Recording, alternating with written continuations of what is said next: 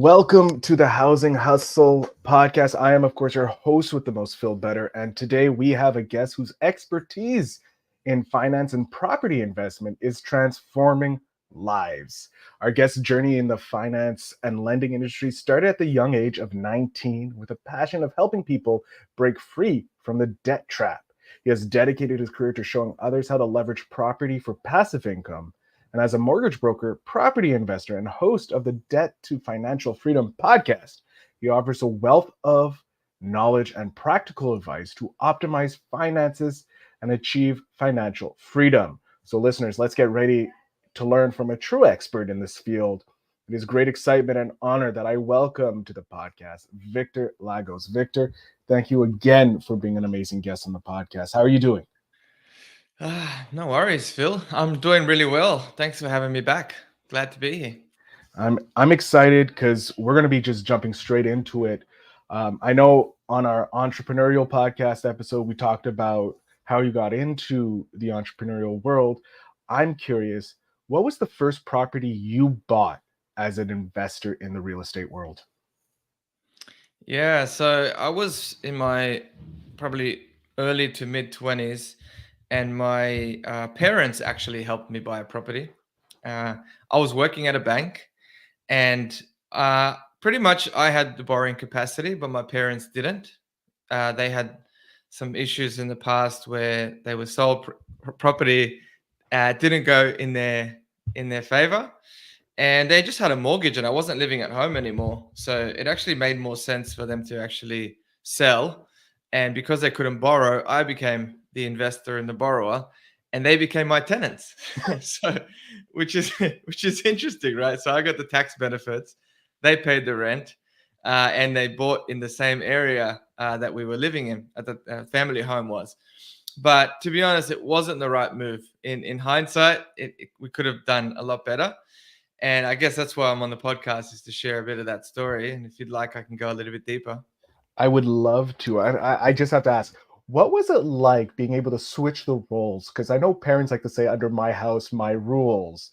Now it's not their house, it's your house. How was that little switch up of power dynamics happen? Did you Uh, have fun with it? well, like I probably not as much fun as I would have preferred, because my preference was to actually invest in an area that was likely to grow closer to the city. But being that it's an emotional buy, my mum still controlled that, and she decided to buy in the same area, closer to the train station. And it was an apartment, so it was a downgrade from a house to an apartment. It was on the ground floor. So yeah, look, it wasn't too bad, because I guess the property itself was a good purchase price, and interest rates were decent, so the rent was able to cover the mortgage. So that was the upside. So I didn't have to put any money in to hold it.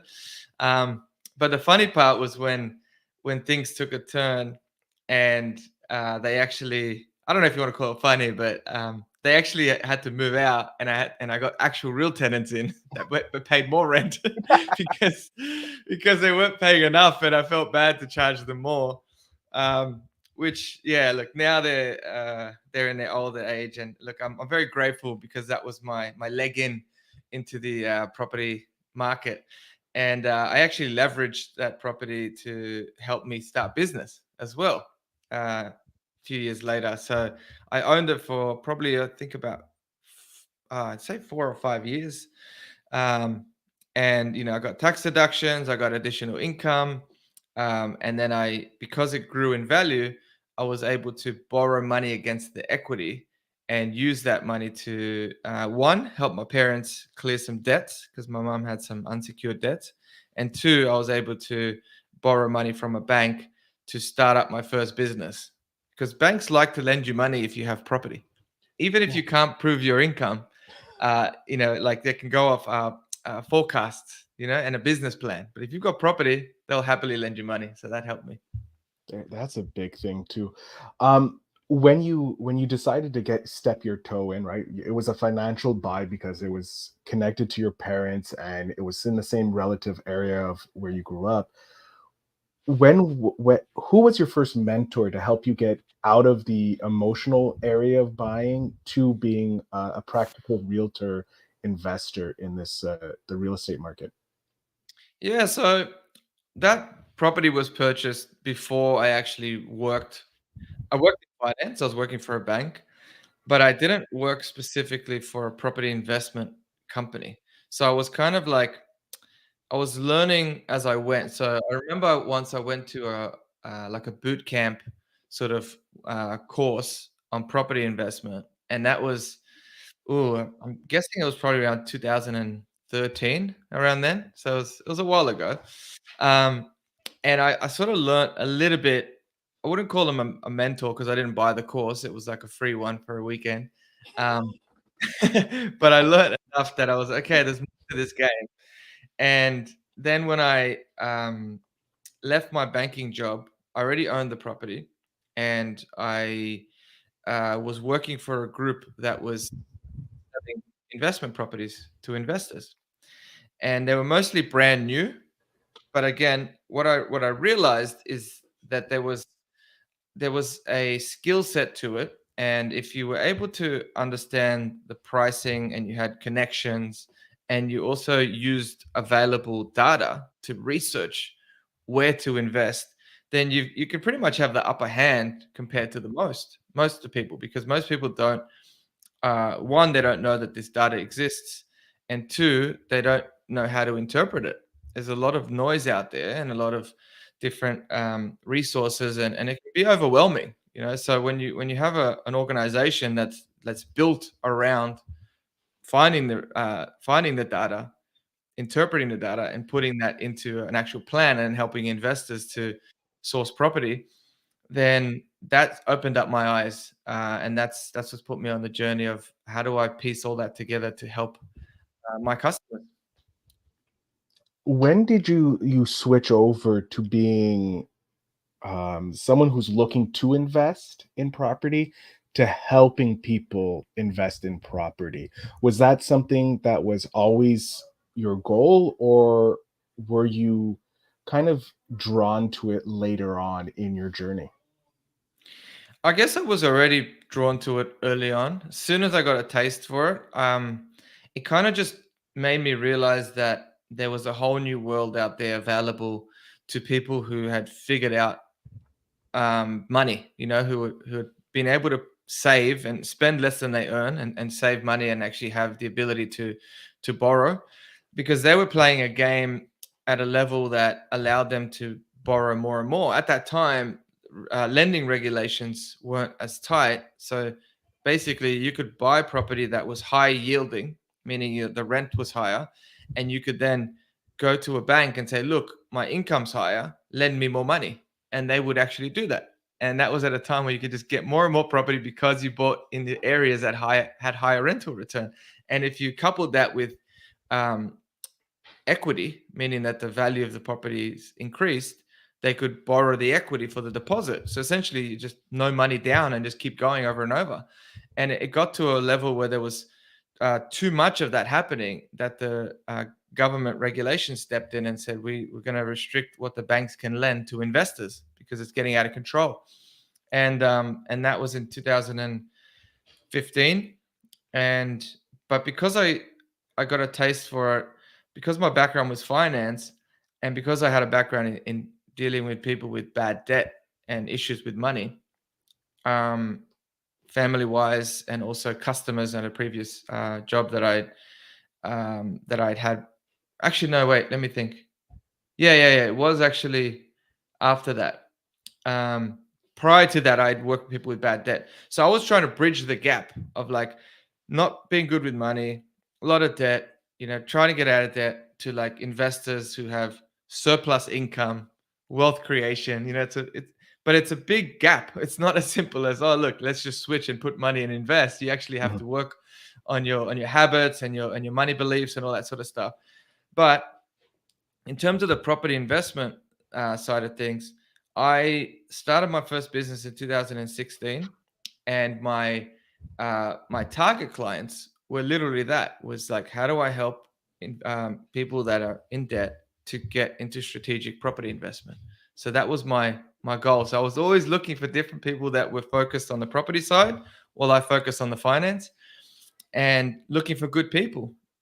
But unfortunately, the industry is filled with people that are self-interested more than so service to self versus service to others, because it's a lot of money we're talking about here. Like, Mhm. we're talking multi millions sometimes for an individual earning that. And I think if you don't keep yourself in check or have good people around you, it's hard not to get gobbled up with the industry when it comes to that greed or that social status, or whatever it is that just doesn't that pulls you away from helping others. And that's why it's been a journey, 10 years to get to where I am. But I've stayed on the track in terms of being a property investor as well. So I've bought and two other properties since then. I've sold property, and I've again leveraged and started another business. So it all ties into property, and then now I'm delving into commercial property as well for the last 3 years. I'm curious because you went from residential to commercial. Um, is financing a residential the same as financing a commercial, or is there more complications when it comes to commercial? Because you're not just dealing with an individual, you're dealing with a corporation or a business that comes into those corporate space. They're more corporate real estate. Yeah, so I guess the best way to look at it is not just the lending side, but the ownership side, right?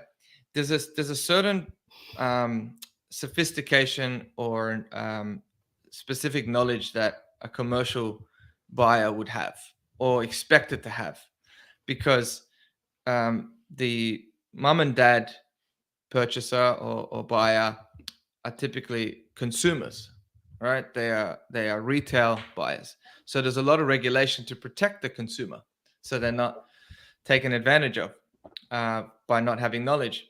When you crack over to commercial, it's commercial in nature, meaning it's the purpose is to make money and to earn money, right? When you're buying property as a consumer, purpose is to live in it.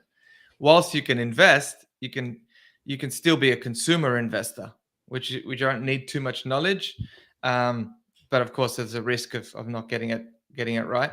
But with commercial, you set up a corporation, you set up a trust, and then you start looking for assets that are income producing.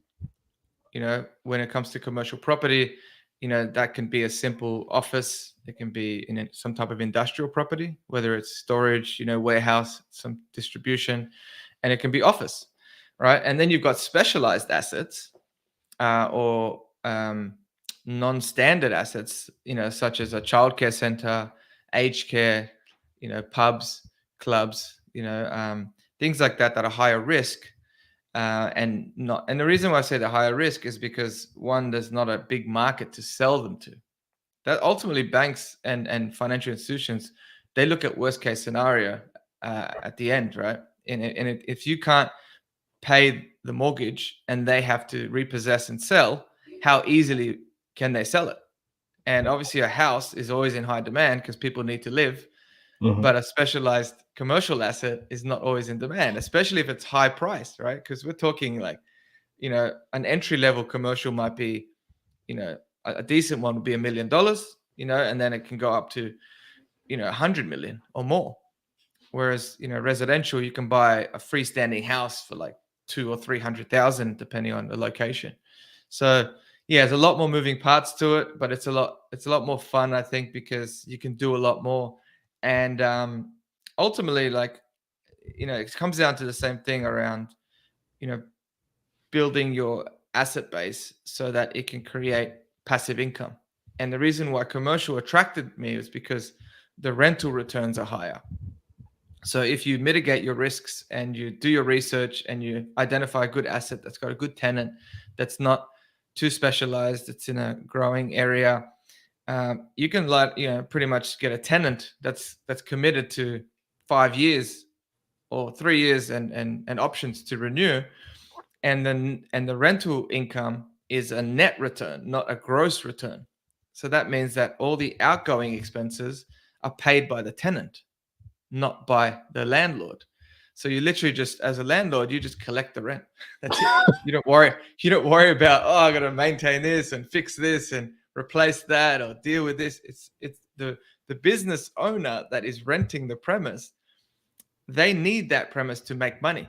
So they're willing to cover the costs because it's a cost of doing business. It's tax deductible and it allows them to earn more money. You see, does that make sense? Oh no, it makes clear sense because the simple example: if you're a landlord who owns an apartment complex, your job is to make sure that each apartment is taken care of for your tenants. You're the business owner in this regard. You own the business. You own all the rentals. But if you own a commercial real estate, you just own the property. Everything that goes into the business, that's the business owner. It's someone else who has to handle all the plumbing issues. Oh, the toilet's backed up. Well, I'm not going to call my landlord because the landlord doesn't care. He's like, Exactly. you put it in, you have to fix that. That's not my Yeah, problem. exactly. It is truly the passive income at that point. I want to know, how do you go about analyzing if a property, be it residential, here's an even, I'm jumping the gun here. I'll ask a first question. When looking at a property, is there a difference you're looking at versus a consumer property? We'll say like a house or a condo versus a commercial real estate. Are there different things you're looking at to analyze? Like the numbers are different, or are they pretty much the same? And it's just, what's the difference is the rental income coming in. Obviously, on a commercial, it's probably more money coming in versus a consumer rental. But is there different aspects of the deal that you're looking at? Yeah, it's a good question because on the finance side, my role is to be able to get clients the financial product, the ideal financial product that's going to reduce risk for them, meaning that loan term is longer, bring down their costs so the interest rate is as low as it can be, bring down the fees, and also just be transparent because commercial lending is not as open and as black and white as residential. So the interest rates aren't publicly available, the fees aren't publicly available. Sometimes it's negotiated more than it is just a blanket rate. And then when it comes to the asset selection, as I've mentioned, some are a standard, some are specialized. So I typically will communicate with different banks to get their buy-in early on and say, is this an asset that you guys accept as security? Is if it is, what's the maximum you'll lend? What's interest rates? What sort of terms are you willing to give for this property? And then we start diving in a little bit more about the actual sponsor or the investor behind the corporation that's owning it. But then when it comes to the actual research piece and analysis of the actual property, I don't get very granular because I make sure that I stay in my specialty. All right. I can give high level advice, but I leverage other people's skill set who focus on this day in, day out. All they do is research. All they do is look at different data metrics within different markets. But I can tell you from my understanding, the things that they focus on is for residential, it's fundamentally it comes down to supply and demand. All right. Is it less supply and a lot of demand, the scarcity aspect, that's going to push prices up. And then you break it down further and say, okay, what creates that demand? Well, usually it's owner-occupier appeal, right? People who want to actually live there, people that will pay emotionally above the current market price, right? Because they want to raise their kids, they want to be close to employment. It's an emotional buy. Commercial typically is on the back end of that because if you don't have people living in that area, well, there's typically that commercial property is not going to have as much price growth to support it. So it grows after the residential, not immediately. So you can build commercial or you can target commercial around these prime residential areas, right? And then at the same time, it depending on what type of business is going to occupy that property. So if it's industrial, then it might not need a retail frontage, right? Doesn't need walking traffic. It's maybe it gets its clients business to business. Maybe they're distributing. They're contracting business, right? So their priority might be more proximity, getting around to multiple areas, and having access for trucks to get in, and high you know entry, so the height restrictions don't they can get in with big trucks, right?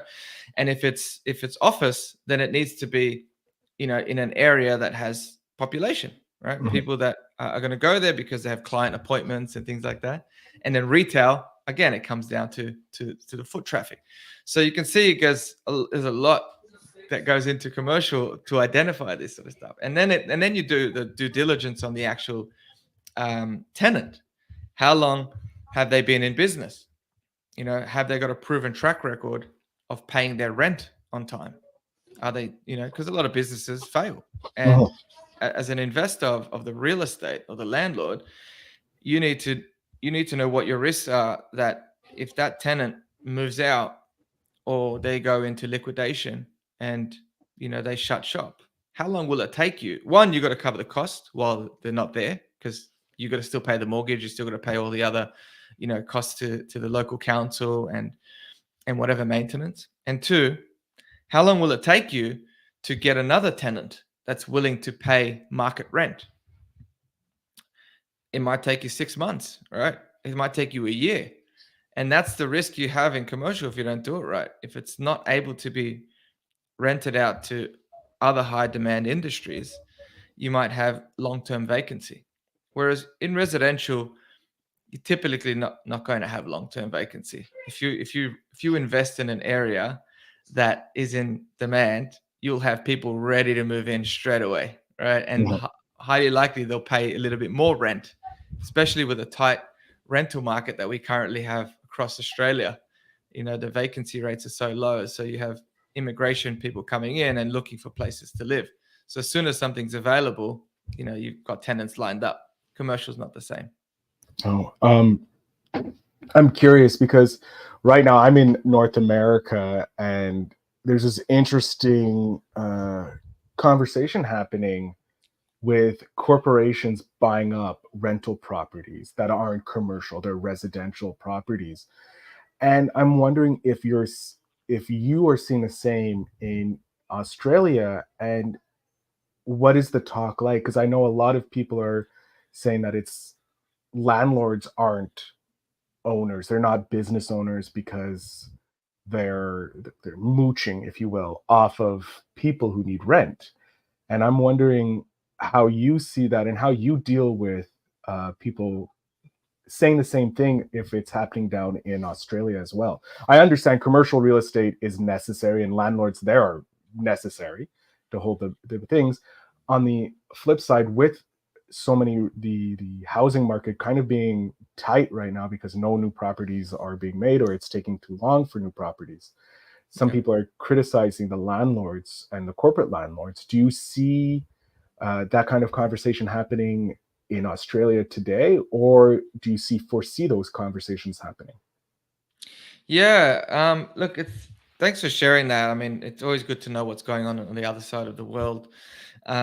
And I think probably one of the main differences that we have here is that a lot of the unit complexes, so the apartments, like, yeah, I think, what do you call them, Multi- multifamily, multiplexes, multifamily multiplex, units. yeah. They're not. They're usually what's called strata titled, and when it's strata titled, it means that each individual unit can be a different landlord, right? So you don't need to own the building. You can Oh, own one apartment in a multiplex. Yeah. that is very interesting because I don't think we have that over here in North America. No, that's the difference. So that's why your landlords for multiplexes are usually a corporation, because they have to own everything, right? And therefore, whilst it's residential, it's actually a commercial transaction or a commercial owner, because that means they have a lot of money to buy a whole building, right? Mhm. Um, Whereas here, they split it up. So you can have 1,000 units and individual landlords for each unit.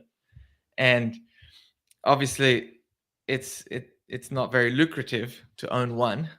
Might have some that might own a few, and then occasionally you get older buildings that haven't been strata titled, and when they're not strata titled and they're all on one, you usually might have like 4, 6, 8, maybe 10 maximum in a building where you own the whole building.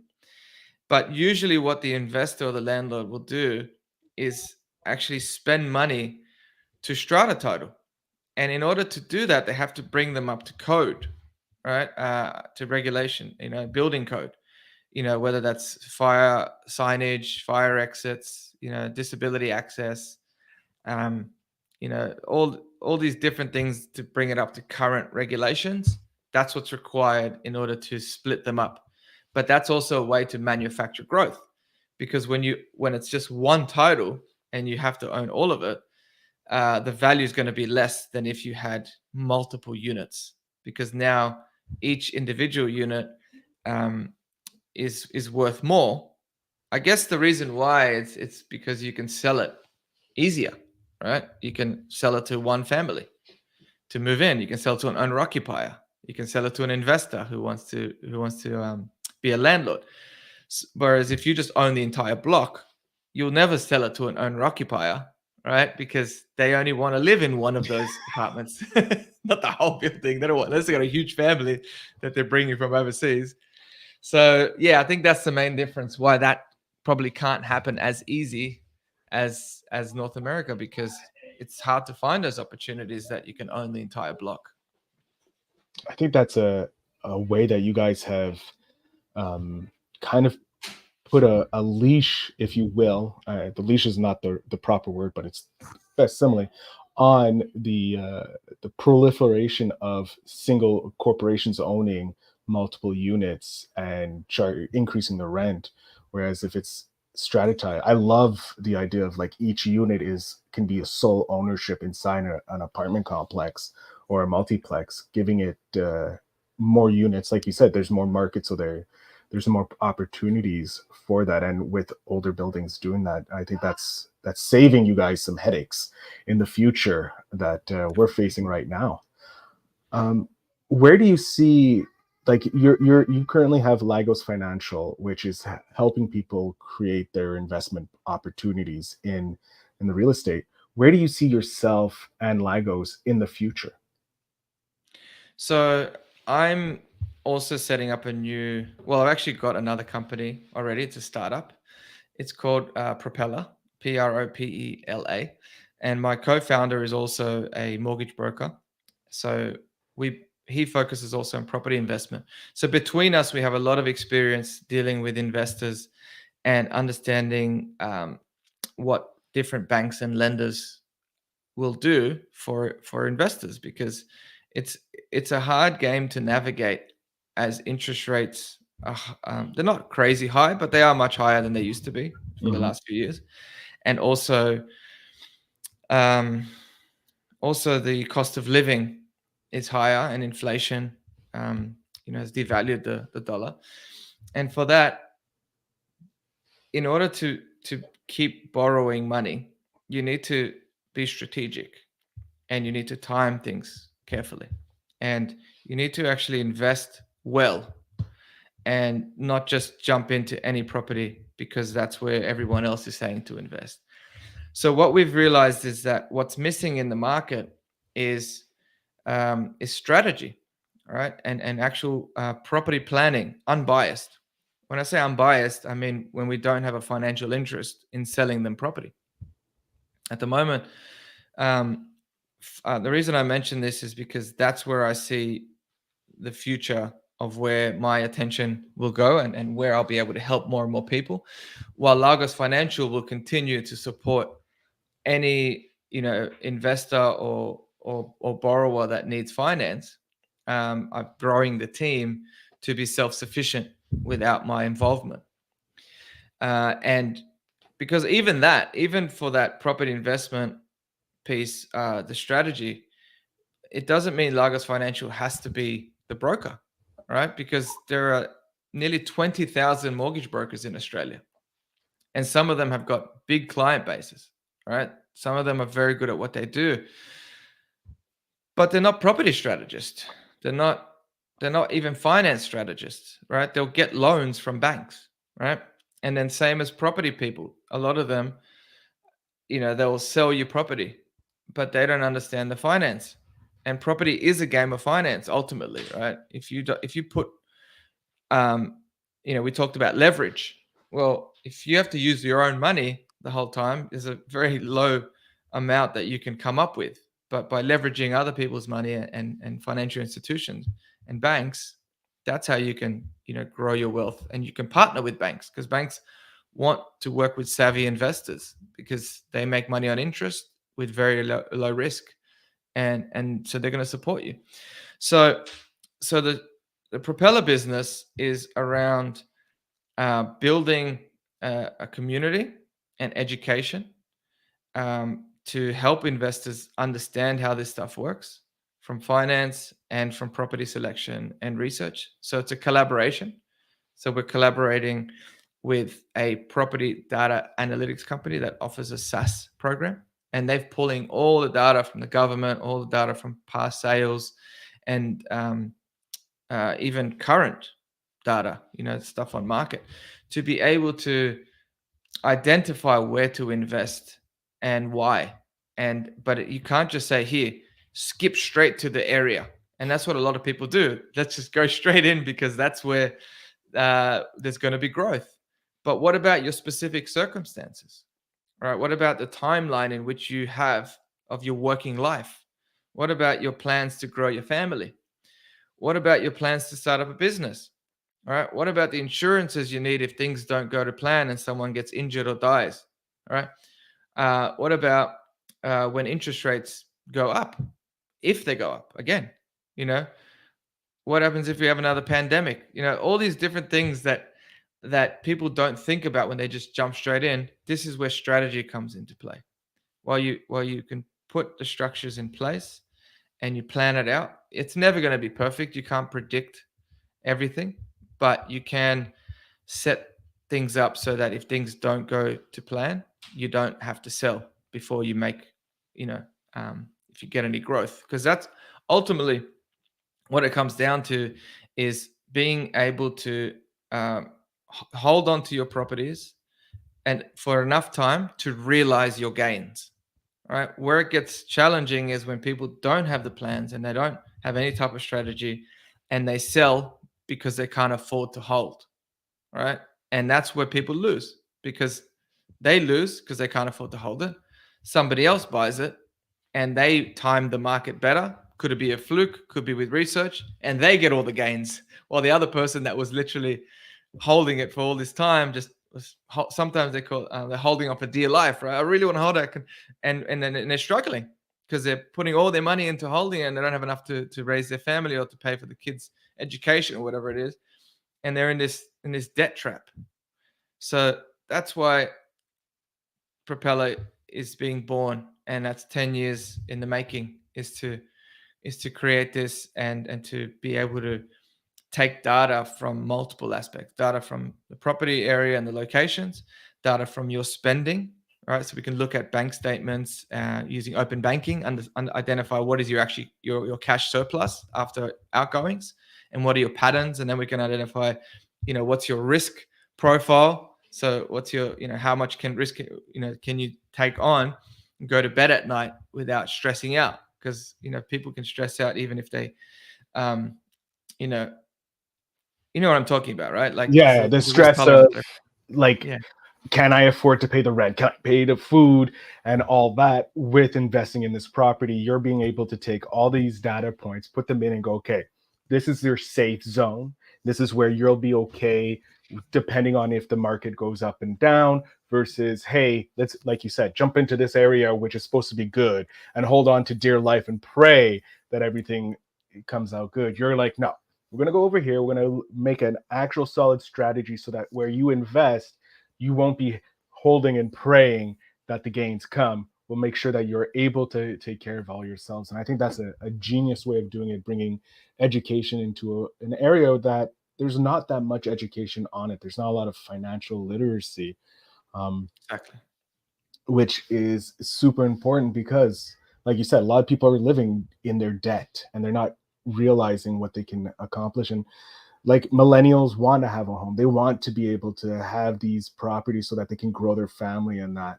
And you're bringing a lot of science into an area that probably needs it more than ever before, and a Yeah. lot of literacy as well. um, I want to know, for someone who's just about to try and invest, if they're on that cusp of investing in real estate, be it commercial or consumer real estate, what is something you would suggest they do to get ready for that initial investment? So it depends on how good you are with money, but the two ways to create I guess, a small fortune is to spend less than you earn and invest the difference, and the other one is to create or provide something of value that other people are willing to pay for. So think about that. In order to get ahead and invest in property, whether it is for a home or whether it's even to, to be a landlord and create income and growth, you need to spend less than you earn. And that sounds simple. It's like, how can I spend more than I earn, right? Well, it's because of debt, right? When you have buy now, pay later, I'm not sure if you have that, if we it's a have big we thing have in North some America. similar things like that here in North America. It's huge now, right? It's become a massive market, and it's going after the Gen Z. It's a Gen Z, the one after millennials. Yeah, Yeah, Gen Z's are yeah, Gen Gen Z's. Z, Gen Z, Gen Z. Sorry, yeah. So basically, they're already um, teaching them that you can have what you want now and pay for it later, right? That's inverse. That's not the correct way to get ahead, because if you have instant gratification and you pay back later, then you're not putting money away for the future. You're actually paying back money from the past. So, same as credit cards. And credit cards, I've heard from another podcaster that they'll even go after you when you're in university because you're on student benefits, right? If you're on Mhm. student benefits, they'll give you credit cards. It's crazy. They don't do that in Australia. You can't get a credit card unless you have working income. You are So very there's no, lucky. yeah. You think that, but they once you can get a credit card, they will offer you credit limit increases. They will give you reward points. They will offer you balance transfers. They'll do anything they can to keep you in that debt trap, and that's how you spend more than you earn because you have access to credit, all right? And then you've got even like pawn shops or payday loans as well, all right? Have you heard of that before? Payday loan? Payday loans, yeah, they're Yeah, something I stay away from because I worked in the same. finance industry as well before I became a podcaster, and I always advise my the clients, stay away from payday loans to cover your bills because their interest rates are worse than a bank, and Yeah. they can break your legs too. The bank won't. The bank will just take stuff. That's right. They won't break your legs, but it's still the same concept. It's just further along the, I guess, the chain of desperation, Mhm. right? So it starts with that. Oh, look, I've got access to credit. I can go on a holiday. I can buy a car. I can, enjoy my life now and then pay it back later, a little bit of interest, whatever. And then it goes further where it's like, oh crap, I didn't earn as much, or I lost my job, or something. And now all of a sudden I've maxed out my credit. I don't have any more. I've reached my limit. So then where else can I get money? And then people ask family for money, and then the family says, oh, I'm not going to lend you any more money because you never pay me back. So then they, sometimes they burn bridges with friends, and then they go even further, and then they start going to the payday loans, right? And they say, look, I've got a paycheck, but it's coming in 2 weeks, but I've got rent to pay, or I've got electricity or whatever. And they say, okay, we'll give you the money, but you got to pay interest and you need to pay it back when you get paid. So then they do it, they pay it back with interest, and then they do it again because they just spent their pay packet. So what's left? Not much. Okay, I need other expenses. So then they're in this cycle of never having enough, and because they spent more than they actually earned. You see, so Mhm. so the first thing is to get your finances in order and to, I guess, get your head out of the sand, because sometimes people really do bury their head in the sand and say, I hope that it will go away. But that problem won't go away. You need to face it. And while it can be painful, it can be very liberating, because then you can actually work out how much you actually spend versus how much you earn, and try to bring that spending down so you have a cash gap, a surplus. So if you earn, I don't know, say 3,000 a month, but you've got 2,000 of like actual expenses that you can't, that are fixed, and you're living within, a certain level where you're not extravagantly going out and spending on On a booze dinners cruise. and yeah, or cruise, yeah, just going grocery shopping and maybe going to a cafe or a restaurant here and there. Then you start putting that money away. All right, that $1,000 or $500 surplus, you put that into another bank account that you don't have access to with a card. So you transfer it out, and it's out of sight, out of mind. But and what you do is you automate it. So you set it up with automatic transfers online so that it just goes and you don't think about it. And that builds the discipline, because you need to make sure that you never tap into that. And you don't even give yourself a safety buffer. You don't say, oh, if things go wrong, I'll tap into it. You need to have a separate account for that. You need to have a little bit allocated to say, if something comes up, like, the car needs a service, or something breaks in the car that I didn't plan for, the fridge, or family needs money, or a wedding overseas, or something that comes up that I didn't account for, well, have a separate account for that, so that larger savings is not touched. That's how my wife and I were able to buy a property without needing my parents to help. We actually saved up $100,000 as a deposit, because we figured out how much do we earn, how much do we spend, and we set up multiple accounts, and we set up these automations to transfer automatically. As soon as we got paid, money goes here, money goes to that account, and we were saving like $1,000 a week, and we just allowed that to save. And then all of a sudden we had 60,000, and then we had 100,000, and then we were able to buy a property, and then we were able to use that to go again. So I love it. Victor, we're coming to the end of the episode here. I would love for you to let my audience know how they can get in contact with you, because I think Propeller is going to be a game changer for people looking to take their knowledge to the next level when it comes to real estate. Could you please let my audience know how they could get in contact with you and how they can work with you if they're in Australia right now? Okay, so what you can do is, if you're wanting to get on the wait list for Propeller, what we're going out to investors and people out there. It doesn't matter if you're in Australia or in America. You can actually give us ideas of what content you're looking for. What are the challenges you're experiencing in the current climate? So we have a wait list, and we're asking for feedback. The website is Propeller, Propela, so one L and an A.com.au, and there'll be a video there, and there'll be a link to fill out a questionnaire. And if you can give us that feedback, you'll get on the waiting list, and then we're creating an online community where we'll have curated content, and we'll bring in other professionals to teach on these topics that we're not experts on. And then if you're someone that wants to borrow money, you've been able to put money aside to save, and you have income, and you're ready to invest, and you're wanting to have a team around you that can help you do it properly, my website is lagosfinancial.com.au. And if you want to just learn a little bit more, you can also listen to my podcast, which is called Debt to Financial Freedom. And you'll find that on Spotify, on Apple, and also the video on YouTube as well.